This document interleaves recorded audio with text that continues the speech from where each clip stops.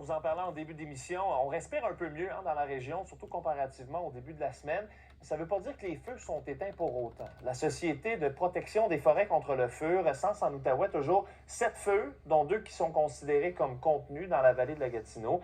Et ce soir, pour poser un regard sur les efforts pour combattre ces feux, ce qui pourrait être nécessaire aussi, nous avons avec nous Vincent Charron. Il est un ancien pilote de brousse, pilote de ligne retraité, expert en aviation également. Bonsoir, M. Charron. Bonsoir. Pour mentionner d'entrée de jeu, vous ne combattez pas vous-même les feux, mais vous connaissez bien le secteur du Pontiac. Vous le survolez souvent, secteur qui est touché par les feux en ce moment, notamment celui de 800 hectares près du lac Nigo. Donc, dites-nous d'abord, quelles sont les particularités de ce territoire-là, qui est probablement le pire en ce moment dans le coin?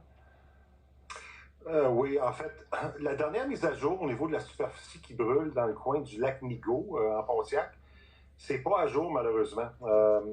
Ces feux-là sont en train de grandir d'heure en heure, de jour en jour. Et puis le 805 hectares qu'ils ont affichés sur le site Sopfeu a peut-être même doublé. C'est tout simplement par un manque de patrouilleurs aériens qui n'ont pas fait de recensement de ce feu-là depuis quelques jours. Et puis, non seulement ils n'ont pas fait de recensement, mais tous les effectifs d'avions citernes ne sont pas ici, sont tous en Abitibi de jour. Grande conséquence de la pénurie, donc justement, M. Charron, de ce qu'on constate, puisqu'on en parlait au Québec aujourd'hui, ça vous inquiète, ça? Bien, en fait, tous les feux qui brûlent dans le Pontiac, en Haute-Gatineau, Parc-la-Vérendrye, La Passe, Mauricie, ils les laissent carrément brûler depuis quelques jours parce qu'ils veulent se concentrer, ils veulent prioriser les endroits là, dans la région de Chibougamau, Nord-Métal, au nord de Val-d'Or et Amos. Parce qu'il y a des populations quand même assez importantes dans cette région-là et ils sont entourés de feux. Tandis que les feux qui brûlent dans notre région, plus proche de l'Outaouais, c'est des endroits un peu éparpillés. Il y a certains camps de chasse et pêche ici, peut-être une pourvoirie ou deux, mais c'est pas la même situation au niveau de la population et du risque qu'ils sont en train de vivre en Abitibi. Alors, les conséquences, c'est que vu que les effectifs sont entièrement déployés en Abitibi, tous les feux qui brûlent dans notre grande région et tous les nouveaux feux vont continuer à brûler encore, d'après moi, au moins quelques jours. Parce qu'il n'y a pas vraiment de pluie significative aux prévisions publiques de météo, pas avant même la semaine prochaine, au début de la semaine. Alors, il va s'écouler facilement 4-5 jours encore d'une situation de feu de forêt qui va continuer à s'exacerber.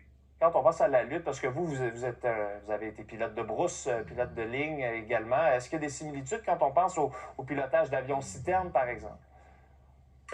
Le pilotage d'avions citernes, de ce qu'on me dit, de nombreux équipages que je connais personnellement, c'est la plupart des anciens pilotes de brousse eux-mêmes, parce que c'est une belle façon d'évoluer sa carrière.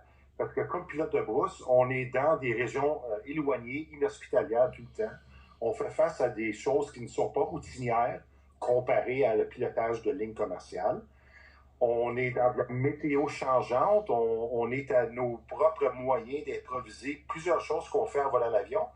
Et en plus d'être sur un avion citerne, eux autres, évidemment, ils vont aller travailler physiquement proche d'un feu de forêt qui cause des turbulences des fois très importantes à l'avion, des pertes de visibilité aussi très communes parce qu'ils sont très proches du feu dans la fumée. Hein. Alors, c'est vraiment... et puis, c'est des longues heures. Hein. Depuis quelques jours, là, ils font des 8-9 heures, presque 10 heures de vol, 60 à 70 ramassage d'eau, de largage dans une même journée de travail. Alors ça, cet effort-là est très intense depuis quelques temps. On comprend les défis, Le nombre de pilotes sont limités aussi. Je pense qu'on fait face à une des plus grosses pénuries de pilotes au Canada depuis 2 ans. On comprend les défis que ça signifie. Ça vient juste rempirer la situation au niveau de la logistique là, de combattre ces feux-là avec des avions. Très bien. M. Charron, merci. C'est malheureusement tout le temps qu'on a. Là, on pourrait s'en parler pendant longtemps, mais j'apprécie beaucoup le temps que vous avez pris pour nous ce soir. Puis on va continuer à surveiller ça, nous, de notre côté, puis du vôtre aussi, j'imagine. À la prochaine. Merci, bonne soirée. Au revoir.